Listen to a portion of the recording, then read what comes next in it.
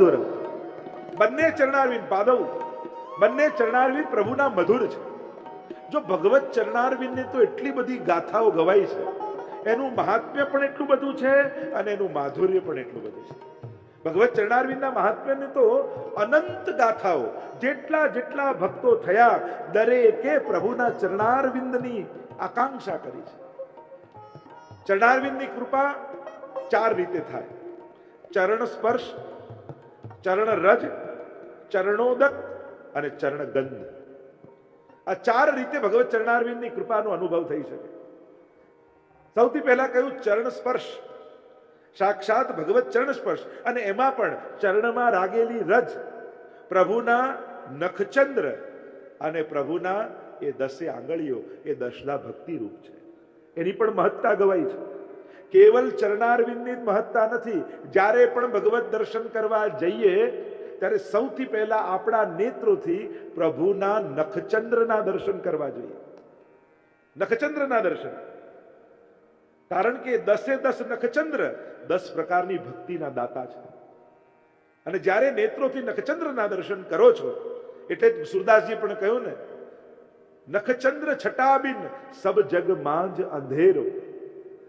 પ્રકાશ ક્યાંથી આવે છે? તો કે શ્રી વલ્લભના ચરણોના નખચંદ્રમાંથી. તો ચરણ સ્પર્શ, અને ચરણ સ્પર્શનો પણ આપણે ત્યાં પ્રકાર કયો છે, ડાબો જમણો ડાબો, પાદવ મધુરવ. મહાત્મ્ય તો છે, મહાત્મ્ય ખૂબ, સામર્થ્ય ખૂબ બતાવ્યું છે ચરણારવિંદનું, પણ આપણે માધુર્યની ચર્ચા કરવા ભેગા થયા છે. એમાં મધુરતા શું છે? પહેલા ડાબો શા માટે? તો કે બધા જ લીલાના જીવો છે, અને પ્રભુનું ડાબુ અંગ, ડાબુ ચરણ એ પુષ્ટિ અંગ છે. એટલે કે આપણે પુષ્ટિમાં હતા, ભગવદ લીલામાં હતા, કોઈ દોષને કારણે આ મર્યાદા જગતમાં આવ્યા, એટલે જમણું. પણ બ્રહ્મ સંબંધ આપી ફરી મહાપ્રભુજી આપણને પુષ્ટિમાં અંગીકાર કર્યા, એટલે પાછો ડાબો. એટલે ચરણ સ્પર્શનો પ્રકાર ડાબો જમણો ને ડાબો એ રીતે હોય છે. ચરણ સ્પર્શની મહત્તા ગવાઈ છે. બીજું કહ્યું ચરણોદક. કોઈ મહાપુરુષ પધારે આદિ કેસર સ્નાન કરતા હોઈએ છે, એને કહેવાય ચરણોદક. આજે પણ બેઠકજીમાં તમે જાઓ તો ચોતરાજીને કેસર સ્નાન કરાવો છો. એ કેસર સ્નાનનો ભાવ, એ ચરણોદકનો ભાવ આપણે ત્યાં કહ્યું છે. અચ્યુતદાસની વાર્તામાં શ્રી મહાપ્રભુજીએ પોતાનું ચરણોદક આપ્યું અને નેત્રમાં લગાડ્યું. પ્રગટ લીલાના દર્શન નેત્રોથી થવા લાગ્યા. અને ગુસાઈજીનો પણ એવો નિયમ હતો, રોજ શ્રીનાથજીની સેવા કર્યા પછી અચ્યુતદાસના દર્શન કરવા જાય, એને મળવા જાય. પૂછ્યું, જયરાજ રોજ મળવા કેમ પધારો, આપને શ્રમ પડશે. ગુસાઈજી કહે, મને તમારી આંખોમાં મહાપ્રભુજીના દર્શન થાય છે. એમનું ચરણોદકનું સ્પર્શ થયો છે, એટલે શ્રી મહાપ્રભુજીનો વાસ તમારા નેત્રોમાં થઈ ગયો છે. આ ચરણોદક. ગુસાઈજીના ચરિત્રમાં એવી કથા આવે છે, ગુસાઈજી પ્રદેશ કરવા માટે પધાર્યા, એક જગ્યાએ મુકામ કર્યો અને ચરણ થોડા મલિન થયેલા, ધૂળવાળા થયેલા, એટલે સેવકને કહ્યું કે જલનો લોટો લાવ. અને લોટો મંગાવ્યો ને પોતાના ચરણ ઉપર જલ પધરાવ્યું. અને એમાંથી એક રેલો વહેતો વહેતો બાજુમાં એક સર્પ રહેતો, અને એ બખોલમાં રહે, અને એ રેલો આવ્યો એ બખોલમાં, અને એ સર્પ ક્યાંથી થયો? એણે એની બહેનને મારી એનું બધું ધન લઈ લીધું હતું, અને એ પાપને કારણે એ સર્પ બન્યો હતો. સર્પ યોનિમાં પીડાતો હતો, અને ગુસાઈજીનું ચરણોદકનું જલ એ સર્પને સ્પર્શ્યું અને એનો ઉદ્ધાર થઈ ગયો. એવો પ્રભાવ ચરણોદકનો કયો છે. તો ચરણ સ્પર્શ, ચરણોદક, ચરણ ગંધ. તે તામસના અઘર્યા પરતાપ પદરજ ગંધ, એમ વલ્લભાખ્યાનમાં કહ્યું. મહાપ્રભુજી પૃથ્વી પ્રદક્ષિણા કરતા કરતા પૂર્વ બંગાળ તરફ પધાર્યા, અને ત્યાં ઘનઘોર વન હતા, અનેક તામસ પશુઓ એમાં રહેતા હતા. મહાપ્રભુજીએ પોતાનું ચરણ એક શિલા ઉપર ઘસ્યું, અને ઘસ્યું તો એમાંથી એવી સુગંધ નીકળી કે આખા એ વનમાં વ્યાપી ગઈ. અને ગંધ માત્રથી જેટલા તામસ જીવો હતા, એ ગંધ માત્રથી એમનો ઉદ્ધાર થઈ ગયો. એવો એ ગંધનો પ્રભાવ કયો છે. એટલે જ જ્યારે પણ આપણે બેઠકજી આદિમાં જઈએ ને અત્તર સમર્પિત કરીએ, ત્યારે એ અત્તરની સુગંધ લેવી. જ્યારે તમને પ્રસાદી માલા મળે, ત્યારે એ માલાજીની સુગંધ લેવી. કારણ મહાપ્રભુજી એવી આજ્ઞા કરે છે કે ગંધ માત્રથી ભગવાન ભક્તિનું દાન કરે છે. કારણ કે પછી એ ગંધ એ અત્તરની ગંધ નથી રહેતી, એ પ્રભુના શ્રીઅંગની ગંધ બની જાય છે. એકવાર પ્રભુના શ્રીઅંગનો સ્પર્શ થયો એટલે એ શ્રીઅંગની સુગંધ બની ગઈ. અને આમ જ્યારે ફૂલ કે અત્તર જે બંને વચ્ચેનું અંતર કાપી નાખે એનું નામ જ અત્તર. તમારી અને પ્રભુની એક ગંધ કરી દે એ જ અત્તર. પછી એમ નહીં માનવું કે અત્તરની સુગંધ છે, પછી એવા ભાવથી ગ્રહણ કરવું આ પ્રભુના શ્રીઅંગની સુગંધ છે. અને જ્યારે એ ભાવથી ગ્રહણ કરો છો ત્યારે તમારા બધા અંતરાયો કપાઈ જાય અને ભગવત ભક્તિનું દાન ઠાકોરજી તમને કરે. તો ચરણ સ્પર્શ, ચરણ ગંધ, ચરણોદક અને ચરણ રજ. રજનું પણ એટલું જ મહાત્મ્ય આપણે ત્યાં કહ્યું છે. આ ચાર રીતે કૃપા થાય એટલે જ ગોપીજનો ગોપી ગીતમાં કહે, गोपियां कहने लगी आपके चरण का प्रभाव देखो प्रभु कैसा है. प्रभु आपके चरण आप हमारे हृदय में पधराइए. अंग्रेज पादौ मधुरम, चरण तो मधुर છે, અમારા હૃદયને મધુરથી અમારે આપ્લાવિત માધુર્યથી કરી દેવું છે, એટલે ચરણોનો સ્પર્શ અમારા હૃદય પર કદરા. ઠાકોરજી કહે, અરે એક સ્ત્રીને ચરણોનો સ્પર્શ કેમ કરાવું? ગોપીઓ કહેવા લાગી, શ્રીનિકેતનમ, શું લક્ષ્મીજી સ્ત્રી નથી? એ ચરણોમાં વાસ કરી શકે તો અમે કેમ નહીં? ઠાકોરજી કહે કે લક્ષ્મીજી તો ચતુર છે, તમે તો મૂઢ છો.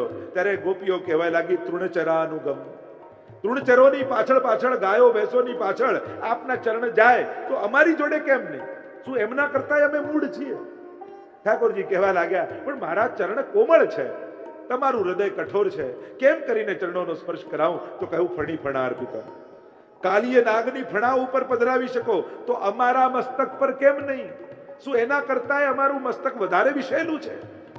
પ્રભુ કહે, પણ તમારા હૃદયમાં પાપ છે, પછી તમને ચરણોનો સ્પર્શ કેમ કરાવું? ગોપીઓ કહે, એટલે જ તો કહીએ ચરણોનો સ્પર્શ કરાવો, કારણ પ્રણત દેહી નામ પાપ કર્ષણમ. જે પ્રણત થાય એને આપના ચરણો પાપોનું કર્ષણ કરી લે છે. અમારા હૃદયમાં પણ અહંકારનું પાપ જાગ્યું છે, જો આપ સ્પર્શ કરાવશો તો અહંકાર નિર્મૂલ થઈ જશે. એટલે જ તો કહીએ છે કે પ્રભુ આપના ચરણોનો સ્પર્શ. ગોપીઓએ 2 શ્લોકના ચરણારવિંદનું મહાત્મ્ય ગાયું છે, એકમાં મહાત્મ્ય છે, એકમાં માધુર્ય છે. એટલે જ ગોપીજનો આગળ ગાન કરતા ગોપી ગીતમાં કહે છે, મહાપ્રભુજી સમજાવે છે કે પ્રભુના ચરણારવિંદ મધુર છે. કેમ? કારણ કે 5 પ્રકારના ઉપકાર કરે છે જીવ પર. પ્રણત કામદમ પદ્મજાર્ચિતમ ધરણી મંડનમ ધેયમાપતિ. કેવા છે? પ્રણત કામદમ, સર્વ કામનાઓને પૂર્ણ કરનારા છે. સુબોધનીજીમાં મહાપ્રભુજી સમજાવ્યા, આ 5 ઉપકાર પરમાત્મા કરે, પ્રભુના ચરણારવિંદ કરે. સૌથી પહેલું કહ્યું, પ્રભુના ચરણારવિંદ લૌકિકતાનો નાશ કરી હૃદયને અલૌકિકતાના રસથી ભરી દે છે. જ્યારે જ્યારે ભગવત ચરણારવિંદનો આશ્રય કરો છો ત્યારે તમારી લૌકિકતાનો નાશ થાય છે. બહુ કઠિન છે. લૌકિકતાની ભાવના છોડવી બહુ કઠિન છે. માણસને ભગવાનમાં પણ લૌકિક ભાવ જાગી જાય છે તો સંસારમાં તો બહુ સહજ છે. આપણું મન ભગવાનની સામે આપણે બેઠા હોઈએ ત્યારે પણ ભગવાનમાં નથી રહેતું, તો પછી કઈ જગ્યાએ જઈને ભગવાનમાં લાગશે? પ્રભુને છે ને કમથી કમ એટલી વિનંતી તો જરૂર કરવી કે પ્રભુ, કમથી કમ હું તમારી સેવામાં બેઠો હોઉં ને, તમારું નામ લેતો હોઉં ને, એટલું સમય પણ આપને છોડીને મારું મન ક્યાંય ન જાય, એવી કૃપા કરજો. પ્રભુ ઉપકાર પહેલા ચરણારવિંદ કઈ કરે છે? લૌકિકતાનો નાશ. બધું ભગવત સંબંધી દેખાવા લાગે, બધું પ્રભુ માટે લાગવા લાગે. અરે વૈષ્ણવનો તો એક વિવેક છે, કાંઈ પણ ઉત્તમ વસ્તુ દેખાય ને એટલે વૈષ્ણવ એમ ન કે હું લઈ આવું મારા માટે. આ વસ્તુ તો ઠાકોરજીને લાયક છે હો, આ જગ્યા તો પ્રભુને લાયક છે હો, આ સામગ્રી તો પ્રભુને લાયક છે હો.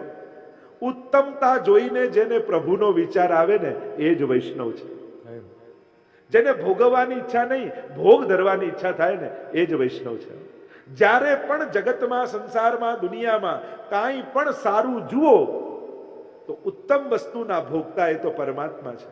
જ્યારે પણ ઉત્તમતાને જુઓ ને ત્યારે પ્રભુને યાદ કરજો, આ ઠાકોરજીને લાયક છે.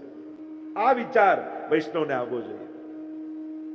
પ્રભુના ચરણનો આશ્રય એટલે તો આપણે તિલક ધરીએ છીએ ને. આ તિલક કેમ કરીએ છીએ? તિલક ધરવાથી મનમાંથી લૌકિકતાનો નાશ થાય, અભયતા મળે. જો કાલીય નાગના ઉપર મસ્તક પર ચરણ પધરાવ્યું ઠાકોરજીએ અને ચરણની છાપ પડી ગઈ, એટલે કાલીય નાગ કેમ અહીંયા રહેતો હતો યમુનાજીમાં? એને ગરુડનો ભય હતો. ગરુડ એને મારવા ફરતા હતા, પણ ગરુડ યમુનાજીમાં ન જઈ શકે એટલે યમુનાજીમાં આવીને એને નિવાસ કર્યો હતો. પ્રભુએ કહ્યું, હવે મારા ચરણોની છાપ તને છે, હવે તું નિર્ભય થઈ જા, તને હવે કોઈનો ભય નથી. પેલી વાર્તા પ્રસંગમાં એમ કહેતા ને કે એક બકરીનું બચ્ચું હતું, એનો માલિક ચરવા માટે જંગલમાં લઈ ગયો અને આખા ટોળામાં સાથે ફરતા ફરતા માલિક તો સાંજ પડે પાછા બધાને લઈ આવ્યો, પણ એ બચ્ચું ખોવાઈ ગયું. હવે રાત પડવા લાગી, ધીમે ધીમે અંધારું થઈ ગયું. ગભરાવા લાગ્યું કે હમણાં રાત પડશે ને હિંસક પશુ આવશે અને મને મારી નાખશે, ખાઈ જશે, શું કરું?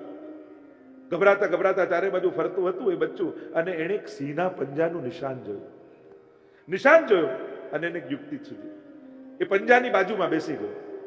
રાત પડી એટલે વરુ આવ્યું. પહેલા કેવા લાગ્યું બચ્ચાને કે તને ખાઈ જાઉં. એ ખાઈ જાવ એમાં મને વાંધો નથી, પણ જંગલનો રાજા જે વનરાજ છે ને એ મને એનું પંજું સાચવવાનું સોંપી ગયો છે. જો એના પંજાનું નિશાન. પછી તમે એની જોડે સમજી લેજો, તમે મને મારી નાખો તો પછી એને જે કામ સોંપ્યું છે એ રહી જાય, તો પછી તમારું વેર એની જોડે બંધાશે, એટલે તમે પછી સમજી લેજો. પેલા વરુને થયું કે આ બચ્ચા માટે જંગલના રાજા જોડે કોણ વેર બાંધે? જાજા બેઠો રહી, અહીંયા નીકળી ગયું આગળ. એટલામાં રીછ આવ્યું, તને મારી નાખું. મારું હોય તો મારો, પણ જંગલનો રાજા મને પંજો સાચવવાનું કહી ગયો છે, પછી તમે એની જોડે બગાડીને તમે સમજી લેજો. પેલાને થયું કે જંગલના રાજા જોડે કોણ બગાડે? એટલામાં બધા હિંસક પશુ આવતા જાય, બધાને પંજો બતાવે. એટલામાં જેનો પંજો હતો એ વનરાજ પોતે આવ્યો અને કહ્યું કે તને ખાઈ જાઉં. કહ્યું મહારાજ, ખાવામાં ઘણા લોકો આવ્યા જે મને મારવા માટે આવ્યા હતા, પણ તમારા પંજાનો આશ્રય કર્યો તો કોઈને મારવાની હિંમત ન થઈ.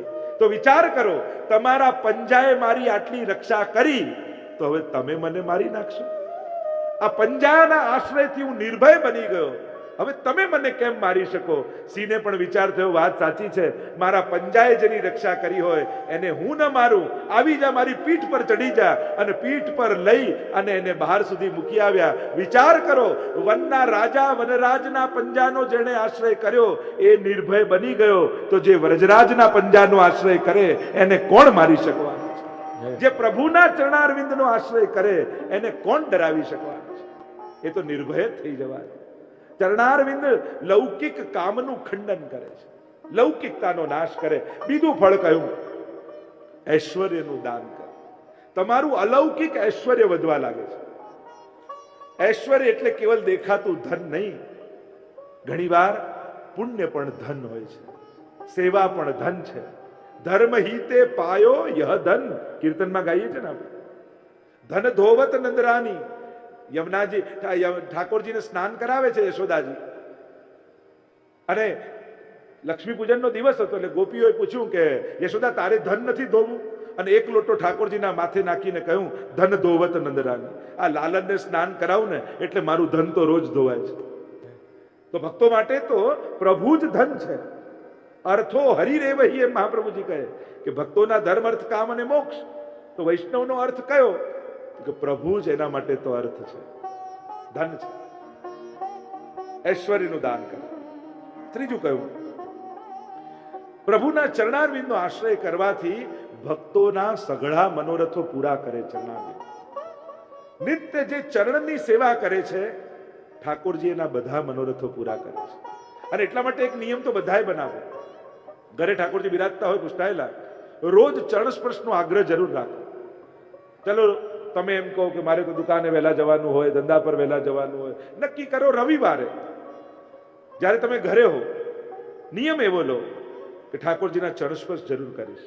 કારણ કે ચરણોના સ્પર્શ કરવા માત્રથી પ્રભુ તમારા સકળ મનોરથો પૂરા કરી દેતા હોય છે. આ પ્રભુની કૃપા છે. ચોથું કહ્યું, શોભામાં અભિવૃદ્ધિ કરે. અને પાંચમું, જે કાંઈ પણ જીવનમાં દુઃખ આવે છે અને આવવાના, તમે નહીં ઈચ્છો તોય તમારા જીવનમાં સુખ આવવાનું, અને તમે નહીં ઈચ્છો તોય તમારા જીવનમાં દુઃખ આવવાનું. આ બહુ સહજ છે. કોઈ એમ વિચાર કરે હું કાયમ માટે સુખી થઈ જાઉં, કોઈ એમ વિચાર કરે હું કાયમ માટે દુઃખી રહું, તો એ પણ સંભવ નથી. સુખ પણ આવવાનું છે. પ્રભુના ચરણારવિંદનો જે આશ્રય કરે છે ને, પ્રભુ એના સમસ્ત દુઃખોને હરી લેતા હોય છે. પ્રભુનું નામ જ હરિ છે. પ્રણત ક્લેશ નાશાય ગોવિંદાય નમો નમઃ. સમસ્ત ક્લેશોને હરનારા પરમાત્મા છે. અને એટલા માટે જીવનમાં જ્યારે પણ દુઃખ આવે ત્યારે ક્યાંય ફાફા ન મારતા, શાંત બની ઠાકોરજીના મંદિરમાં જઈને બેસી જજો. ઘણી વાર લોકોને ઘણા એવા જોયા છે કે જ્યારે જ્યારે એના જીવનમાં સંકટ આવે છે ત્યારે એના નિત્ય નિયમો બંધ કરી દે, મંદિરે જવાનું બંધ કરી દે, ગુરુજનો પાસે જવાનું બંધ કરી દે. બને તો આ થોડું દૂર કરાવો. પોતાના નિત્ય નિયમો એ ચૂકવા લાગે, એ છોડવા લાગે. ઘણી વાર એમને પૂછીએ કે આજકાલ કેમ દેખાતા નથી, હમણાં ટાઈમ બરાબર નથી ચાલતો એટલે. અરે દુર્ભાગ્ય આવવાની પહેલી નિશાની જ એ છે કે ધીરે ધીરે આપણા સત્કર્મો છૂટવા લાગે, આપણા નિત્ય નિયમો છૂટવા લાગે. ઉલટાનું ખરાબ સમય ચાલતો હોય ત્યારે તો અચૂક પ્રભુની સન્મુખ થવું. કારણ કે દુનિયાનો માણસ આશ્વાસન આપી શકશે, કેવલ ભગવાન જ દુઃખને હરી શકશે. આ દુઃખને હરનારો કેવલ પરમાત્મા છે. દુનિયાના માણસો તો અફસોસ અને આશ્વાસન આપીને કરશે, દુઃખ દૂર નહીં કરી શકે. અને એટલા માટે જ્યારે સમય સારો ન ચાલતો હોય ત્યારે તો અચૂક પોતાના નિત્ય નિયમોને પકડી રાખજો. દર્શન કરવાનો નિયમ હોય તો જજો જ. કારણ કે જો એની દ્રષ્ટિ પડી ગઈ ને કૃપાની, તો ક્ષણમાં દુઃખ હરાઈ જશે, દુઃખ ક્ષણમાં ટળી જશે. અને એટલા માટે સંકટના સમયે, વિપત્તિના સમયે, એવી મહાભારતમાં કથા કહેતા, ઉત્તરા જ્યારે પરણીને આવી ત્યારે દ્રૌપદી એનું સ્વાગત કરે છે. અભિમન્યુની પત્ની, પોતાના પુત્રની પત્ની ઉત્તરા પરણીને જ્યારે પોતાના પુત્રને પરણાવી અને વહુને લઈને જ્યારે દ્રૌપદી આવ્યા છે, ઘરમાં પ્રવેશ કરાવી રહ્યા છે પોતાની દીકરાની પત્નીને, આરતી ઉતારી સ્વાગત કર્યું, આવો બેટા. એને કહ્યું કે પહેલા હું મોટાઓને પગે લાગી લઉં. ત્યારે દ્રૌપદીએ પ્રશ્ન કર્યો, બેટા બતાવ આપણા ઘરમાં મોટું કોણ? ઉત્તરા કહેવા લાગી, અરે આપ મોટા છો, કુંતાજી મોટા છે, યુધિષ્ઠિર મોટા, ભીમ મોટા, અર્જુન મોટા, આ બધા મોટાઓ છે ને ઘરમાં. ત્યારે દ્રૌપદીએ કહ્યું, બેટા આ કહેવાતા બધા મોટાઓને મેં જોઈ લીધા છે. યુદ્ધ ક્રીડામાં મને હાર્યા અને મારા ચીર ખેંચાતા હતા, દુશાસન મારા વસ્ત્રોને ખેંચી રહ્યો હતો, ત્યારે આ કહેવાતા બધા જ મોટાઓ બેઠા રહેલા, બધાના પગે પડી હતી, આજીજી કરી હતી. કોઈએ મુખ ઊંચું કરીને જોયું નતું મારી સામે. અને દ્વારિકાના નાથનો પુકાર કર્યો તો દ્વારિકાથી દોડતા આવી મારી લાજ બચાવી હતી. એટલે બેટા જ્યારે જીવનમાં સંકટ આવે ત્યારે કહેવાતા મોટાઓના પગે ન પડતી, આપણા ઘરમાં મોટું કોઈ હોય તો આપણા ઘરે બિરાજતા ઠાકોરજી છે, એના ચરણને પકડજે. દુઃખ દૂર ના કરનારો કોઈ દુનિયામાં હોય તો એ કેવલ કૃષ્ણ છે. અને એટલા માટે જ્યારે બ્રહ્માસ્ત્ર છોડ્યું અશ્વત્થામાએ, ત્યારે ઉત્તરા બીજા કોઈના નામનો પોકાર નથી કરતી. પાહી પાહી મહાયોગિન દેવ દેવ જગતપતે નાન્યમ ત્વદ ભયમ પશ્યે યત્ર મૃત્યુ પરસ્પરમ. પ્રભુના નામનો પુકાર ઉત્તરા કરે છે. કારણ કે દ્રૌપદીએ આપેલા સંસ્કાર છે. પ્રભુના ચરણારવિંદ સમસ્ત દુઃખોને હરનારા છે. એટલે જ અમારા સુદાસ પણ કહે ને, ચરણ કમલ બંધો હરિરાય હુકમ કરોતિ વાચાલમ પંગુમ લંઘયતે ગિરિમ. ઠાકોરજીની કૃપા થાય. આંધળો કોણ? જેને દેખાતું એ નથી, એ આંધળો નથી. જેને જોવું જોઈએ એને નથી જોતો, એ જ અંધ છે. બહેરો કોણ? જેને સંભળાતું નથી એ નહીં. જે સાંભળવું જોઈએ એ ન સાંભળે અને ન સાંભળવાનું સાંભળે એ બહેરો છે. રંક ચલે સિર છત્ર ધરાઈ. રંક કોણ છે? જેના જીવનમાં ક્યારે ભગવત નામનું ધન એને ભેગું નથી કર્યું, એ રંક છે. પણ ઠાકોરજીના ચરણારવિંદનો આશ્રય કરે, રંક ચલે શિર છત્ર. દ્રઢઈને ચરણ ન કેરો ભરોસો, શ્રી વલ્લભ નક ચંદ્ર છટાબિન સબ જગ માંજલેર પાદવ મધુરવ. ચરણારવિંદની મહત્તા અનેક રૂપે ગવાય છે. આપણે ચરણારવિંદ પર તો આખી 7 દિવસ કથા થઈ શકે, એટલા મહાત્મ્ય, એટલી યાચના લોકોએ કરેલી છે. વારંવાર ચરણ કમળની સેવા, ચરણારવિંદની સેવા, ચરણ રજની પ્રાપ્તિ, ચરણના દર્શન. આપણે ત્યાં ભક્તિના બંને પ્રકારમાં જ્યારે દર્શન કરીએ છીએ ત્યારે ચરણારવિંદથી મુખારવિંદ સુધીના દર્શન કરીએ છીએ. જ્યારે શૃંગાર ધરીએ છીએ ત્યારે મસ્તકથી લઈને ચરણારવિંદ સુધી થાય છે. બંનેનો પ્રકાર છે. અને એ જ ચરણારવિંદમાં ભગવત ચરણારવિંદના ચરણ ચિહ્નો છે. અને એ ચરણ ચિહ્નોનું પણ મહાત્મ્ય આપણે ત્યાં કહેવાયું છે. જેમ ચરણ સ્પર્શનું મહાત્મ્ય છે, નખચંદ્રનું મહાત્મ્ય છે, એમ ચરણારવિંદના તળિયામાં રહેલા ચરણ ચિહ્નોનું પણ ગાથા છે. એની પણ યશ ગાથા ગવાય છે. ધ્વજનું ચિહ્ન, યવનું ચિહ્ન, રેખાનું ચિહ્ન, જાંબુનું ચિહ્ન, સ્વસ્તિકનું ચિહ્ન, આકાશનું ચિહ્ન, આ એક એક ચિહ્નોનું સ્મરણ કરવા માત્રથી કેવા કેવા ફળ મળે છે, એની પણ વિશેષ ગાથાઓ ગવાય છે. એટલે ભગવત ચરણ ચિહ્નની ભાવનાઓ આપણે ત્યાં છે. આપણને કોઈ એમ કે ચરણારવિંદનું સ્મરણ કરો, તો આમ આંખ બંધ કરીને શું જોઈએ આપણે? પ્રભુના ચરણમાં રહેલા જે ચિહ્નો છે એનું સ્મરણ કરવું જોઈએ. એ છે ચરણનું સ્મરણ. નહીં તો આમ ચરણારવિંદનું સ્મરણ કરો તો આંખ બંધ કરીને ચરણને યાદ કરી ના, એમાં રહેલા ચિહ્નો જો ને. અક્રૂરજી કે ઉદ્ધવજી પણ આવ્યા ત્યારે વ્રજમાં પ્રભુના ચરણ ચિહ્ન દેખાયા અને એમાં આળોટવા લાગ્યા. રાસ પંચાધ્યાયમાં પણ તમે જુઓ, ગોપીઓ જ્યારે શોધવા નીકળી છે ત્યારે પ્રભુના ચરણારવિંદના ચિહ્નો દેખાયા અને ચિહ્ન જોઈને ઓળખી ગઈ કે આ ઠાકોરજીના ચરણારવિંદના ચિહ્ન છે અને એ રજમાં આળોટે છે. તો ભગવત ચરણની મહાત્મ્યની ગાથા ગવાઈ છે. પ્રભુના ચરણમાં ધ્વજાનું ચિહ્ન છે અને ધ્વજા ફરકે નિર્ભયતાનું પ્રતીક છે. પ્રભુના ચરણારવિંદમાં અંકુશનું ચિહ્ન છે. મદમસ્ત ગજરાજને જેમ એક નાનકડું અંકુશ એને વશમાં રાખે છે, એમ જ્યારે અંકુશના ચિહ્નનું સ્મરણ કરો ત્યારે તમારા મનનો નિગ્રહ થાય છે. કારણ કે એ પણ ગજરાજ જેવું છે. પ્રભુના ચરણારવિંદમાં કમળનું ચિહ્ન છે. કમળ એ શીતલતાનું પ્રતીક છે, સર્જનનું પ્રતીક છે. પ્રભુના ચરણારવિંદમાં વજ્રનું ચિહ્ન છે. જેમ વજ્રથી મોટા મોટા પહાડો તૂટી જાય એમ જીવના જીવનમાં અનંત પાપોના પહાડ છે અને આ વજ્રનું સ્મરણ કરવા માત્રથી સમસ્ત પાપોનું ખંડન થઈ જાય છે. પ્રભુના ચરણારવિંદમાં સ્વસ્તિકનું ચિહ્ન છે અને આ સ્વસ્તિક એ પરમ પવિત્રતાનું દ્યોતક છે. ચારે પ્રકારના પુરુષાર્થનું ચિહ્ન છે અને ચારે પુરુષાર્થો આ સ્વસ્તિકના ચિહ્નના સ્મરણ માત્રથી સિદ્ધ થઈ જાય છે. પ્રભુના ચરણારવિંદમાં અષ્ટકોણ છે. અષ્ટકોણનું સ્મરણ કરવા માત્રથી અષ્ટ સિદ્ધિઓ અને અષ્ટ ઐશ્વર્યની પ્રાપ્તિ થાય છે. પ્રભુના ચરણારવિંદમાં જવનું ચિહ્ન છે અને જવ કીર્તિનું પ્રતીક છે. ધાનોનો રાજા છે અને જ્યારે જવનું સ્મરણ કરો છો ત્યારે તમારી કીર્તિ વધે છે. પ્રભુના ચરણારવિંદમાં ઉર્ધ્વ રેખા છે, ઉપર તરફ જતી રેખા છે અને એનું સ્મરણ કરો છો ત્યારે તમારું ઉર્ધ્વીકરણ થાય છે. જે પતન તરફ જતો જીવ હતો એ ઉર્ધ્વ તરફ જવા લાગે છે. આમ જમણા ચરણમાં આટલા ચિહ્નો છે.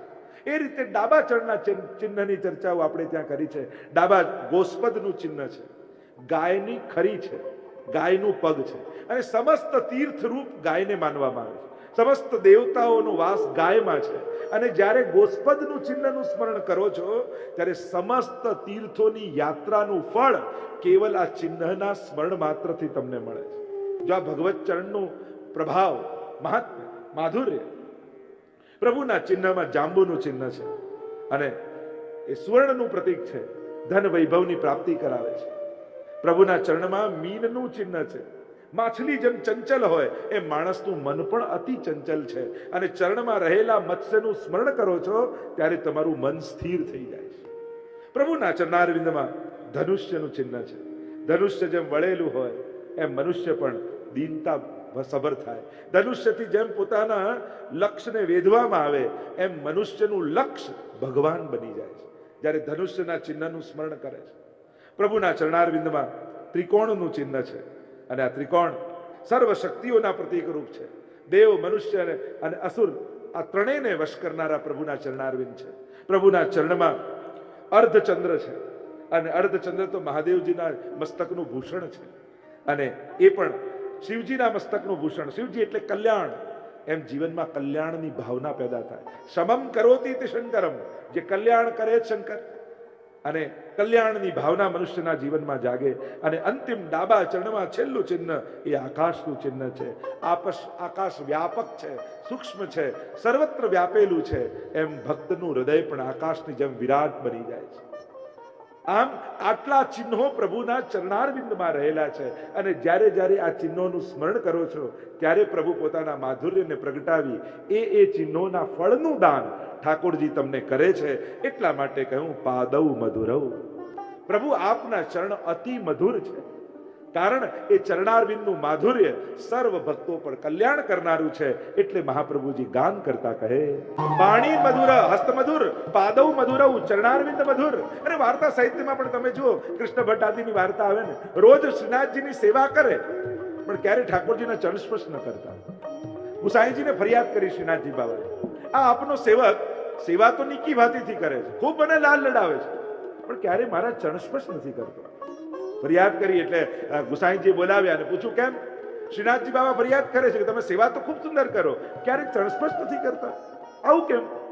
ત્યારે કહ્યું, જયરાજ, આ માખી મચ્છર પણ ઉડતા ઉડતા ક્યારેક શ્રીનાથજીના ચરણારવિંદમાં બેસી જતા હશે અને ચરણોનો સ્પર્શ કરી લેતા હશે, તો પછી એના સ્પર્શ કરવામાં અને મારા સ્પર્શ કરવામાં ભેદ શું?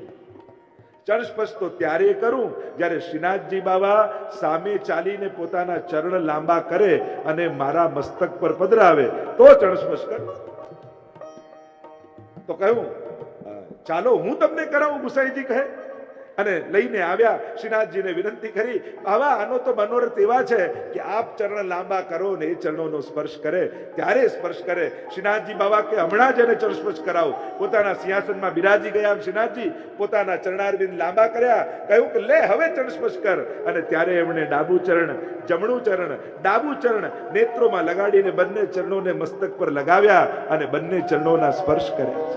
પાદૌ મધુરૌ, પ્રભુના ચરણ તો આવા મધુર છે. અને એ ચરણારવિંદ ક્યારેક ગાયોની પાછળ ભાગતા હોય, ક્યારેક કાલીઓની ફણામાં નૃત્ય કરતા હોય, ક્યારેક રાસમાં નૃત્ય કરતા હોય. એ ચરણારવિંદ કેવી કેવી કૃપા જીવ પર કરે છે. સ્વયં બલિરાજાના પ્રસંગમાં તમે જુઓ, વામનમાંથી ભગવાન વિરાટ થઈ ગયા. 2 ડગલામાં બધું જ માપી લીધું. બાંધ્યો બલિરાજાને, બતાવો ત્રીજું ડગલું ક્યાં મૂકું? બલિરાજાએ મસ્તક નમાવીને કહ્યું, આપના ચરણારવિંદ મારા મસ્તક પર પધરાવી દો. કારણ કે 2 ડગલામાં આપે સર્વ લઈ લીધું, હવે ત્રીજા ડગલામાં સ્વનું સમર્પણ કરવું છે, તો મારું સર્વસ્વનું સમર્પણ થઈ જાય. અને જ્યાં મસ્તક નીચે મૂક્યું, ઠાકોરજીએ ત્રીજું મસ્તક પર ચરણારવિંદ પધરાવી. એવી ચરણની આકાંક્ષા આપણે ત્યાં ગોપીજનો કરે છે.